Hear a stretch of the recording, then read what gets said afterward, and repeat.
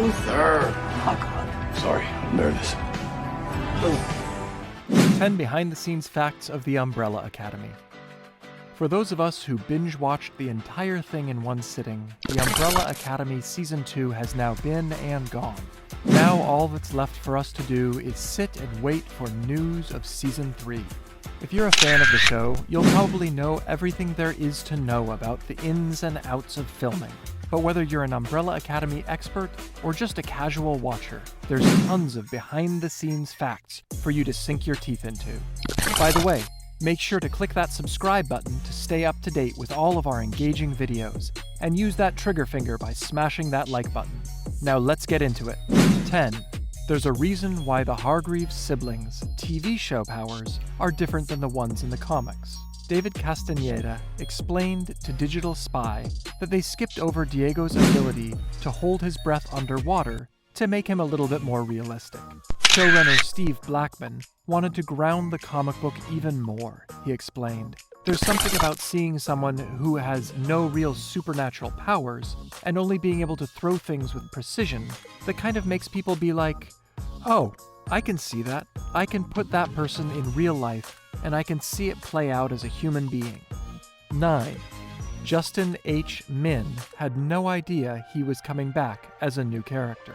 In an interview with E! News, Justin revealed he thought his final scene ever on the show was when Ben was saying goodbye to Vanya. A couple weeks after we shot that scene, I was legitimately starting to pack my things, get ready to leave Toronto, he explained. I get this top secret email from Steve Blackman, our showrunner, who sent out just the last 3 pages of the script, just to the cast members, so to the 7 family members. Of course, I opened it and I read it.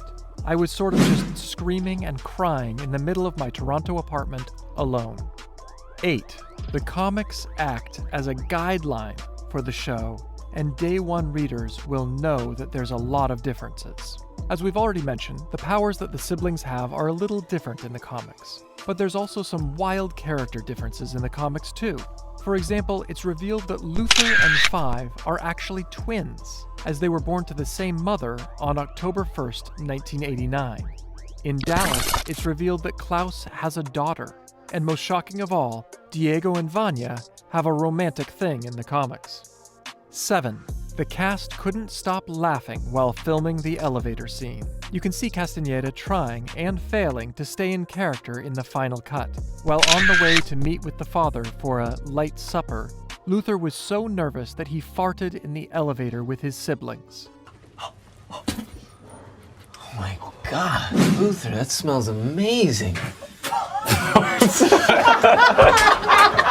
Oh man, that would have been a great take. While the other actors stayed in character and feigned being repulsed by the smell, Castaneda couldn't contain his laughter. I don't think we got a clean take with David Castaneda, Hopper said, during a video for Netflix. Similarly, Blackman described the moment as a quintessential scene from Season 2 during an interview for Entertainment Weekly. 6. The cornfield in episodes 3 and 4 was grown specifically for the show. During the episode, Vanya ran through cornfields as she was chased by the 3 Swedish assassins. In a behind-the-scenes podcast, it was revealed that a local Canadian farmer named Chris Burkholder planted the cornfield. The Umbrella Academy crew asked Burkholder to grow an acre cornfield, about 34 stalks, which ended up growing past 12 feet by the time they had to film a month later. 5. They tried to get the rights to use Miley Cyrus's cover of Dolly Parton's hit song, Jolene, but it was really complicated. Music is a huge part of what makes the Umbrella Academy an enjoyable show to watch. During Season 2, they incorporated songs like Maxine Nightingale's Right Back Where We Started From and Backstreet Boys' Everybody Backstreet's Back in unlikely situations. There was also a cover of Billie Eilish's Bad Guy. In his Reddit AMA, Blackman said, "Sometimes we want a song and can't clear it," which was the case for the Jolene cover. It was really complicated with the number of licenses involved, he said. 4. Luther's struggles with his body were inspired by Gerard Way's own personal struggles. Taking to Instagram, Gerard wrote, "One of the things that the show tackled, more than the comic, was body horror. And I think they did a great job with that. Also a feeling that I have had, and I know some of us have had, where we aren't comfortable in our own skin, or You are unhappy with your body or how you will be judged, or finding yourself covering up. I spent years doing this. So many of us suffer or have suffered from body confidence issues, and it's great to see Gerard be so open about this. Not to mention, the Umbrella Academy does such a brilliant job with Luther. It may be in extreme circumstances. He has the upper body of an ape, but throughout the show he gradually accepts and becomes more confident in his body, and it's beautiful to see. Gerard Way was inspired by his time in My Chemical Romance while writing the early comics. In an interview with Rolling Stone, Gerard revealed, "There's little bits of me in all the characters. There's bits of some of the guys in some of those characters and the different roles that we would play in the band, and how those roles would change sometimes. We were in a big pressure cooker of fame and notoriety, and the characters experienced that in the comics and the show." Gerard Way has opened up on how he developed the Umbrella Academy to keep his love for comic books alive during My Chemical Romance's breakthrough years. The series, which debuted in 2007, tells the story of a dysfunctional family of adopted siblings who have all been blessed with different superpowers. 2. The snow in the finale wasn't intentional. It was the result of the changing climate in Canada, so they wrote it into the script as a byproduct of Harlan's new powers. Season 2 took months to film in different parts of Canada, including Hamilton, Ontario, and Toronto. In an interview for MTV News, Gallagher said that shooting the finale was challenging because the weather changed. We were in a Canadian summer, which was very hot and humid, and we're supposed to be in Dallas. And all of a sudden, winter hits, and the entire set is covered in snow, Gallagher explained.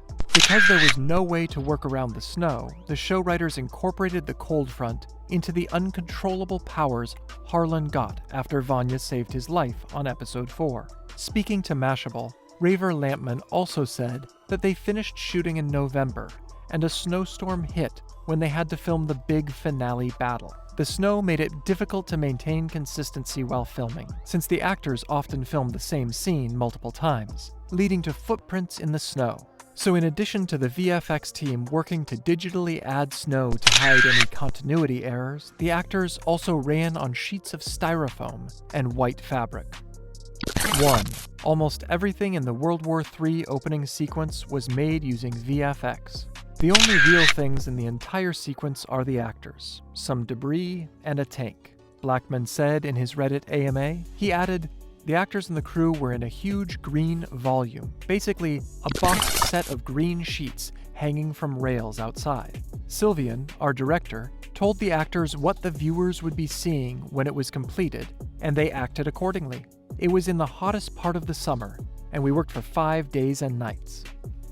What can you say about the behind-the-scenes facts of the Umbrella Academy? Let us know in the comments section below. And hey, if you've enjoyed the video, don't forget to like and subscribe our channel so we continue giving you the best contents.